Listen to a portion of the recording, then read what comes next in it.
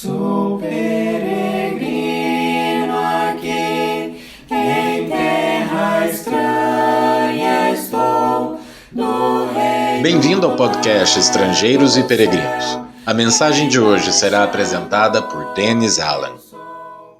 Hoje vamos refletir sobre um império antigo, cuja história ainda ensina lições importantes para os dias de hoje.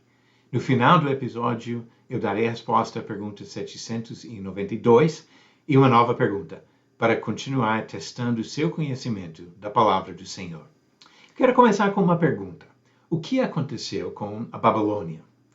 No seu auge, no período conhecido como Neobabilônia, esse império foi visto como o mais forte do mundo, com domínio sobre uma área de uns 500 mil quilômetros quadrados em 2 continentes. Sob a liderança do rei Nabucodonosor, os babilônios conquistaram uma grande parte do Oriente Médio.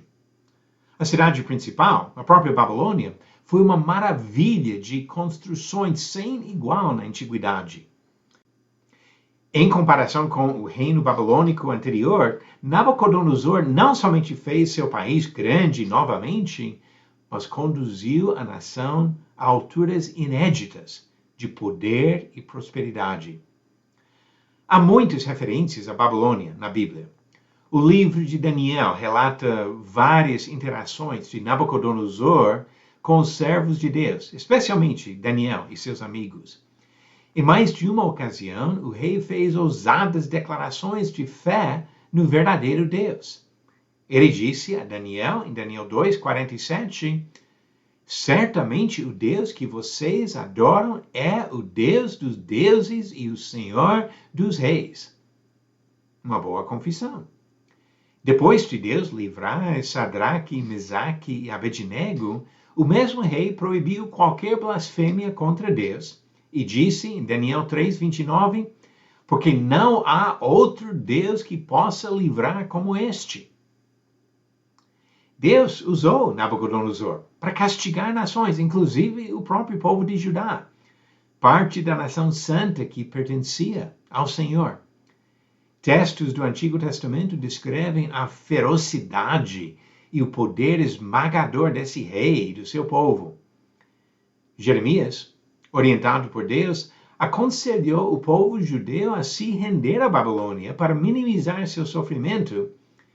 E por isso esse profeta foi visto como traidor. A Babilônia matou muitos judeus e levou outros ao cativeiro. Jerusalém caiu e o Templo de Salomão foi destruído. Ao mesmo tempo que Deus usava a Babilônia como instrumento de castigo, ele avisava sobre o destino daquele povo arrogante e insolente. O Senhor deu oportunidades para Nabucodonosor se humilhar, mas elas não surtiram efeito duradouro. Após a morte desse rei, seu império enfraqueceu. Seu filho e sucessor foi assassinado depois de reinar apenas 2 anos. O império durou menos de 25 anos após a morte de Nabucodonosor.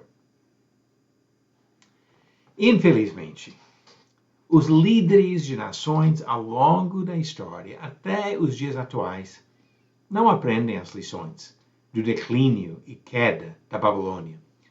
Ainda pensam apenas em dominar, conquistar e prosperar.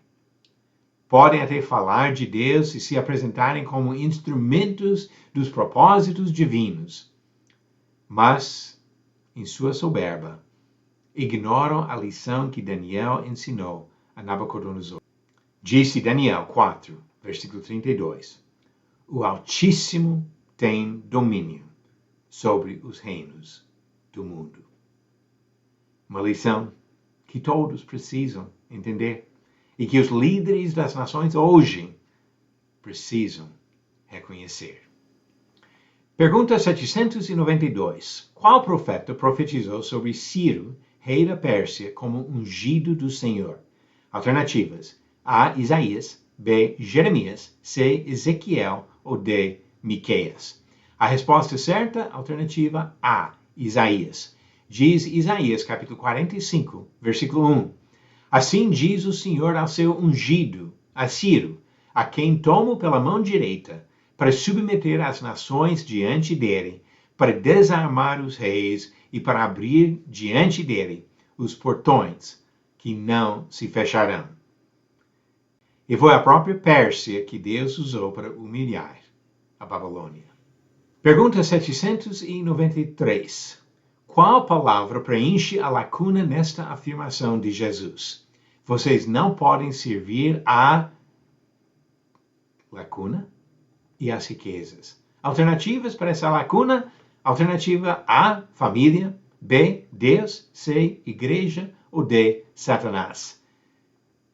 Responda a pergunta e verifique a sua resposta no final do próximo episódio de Estrangeiros e Peregrinos. Nabucodonosor foi usado por Deus, mas ele foi arrogante e assim foi humilhado. E sua nação, seu império, foi desmanchado poucas décadas depois da morte daquele grande conquistador. Devemos aprender a lição.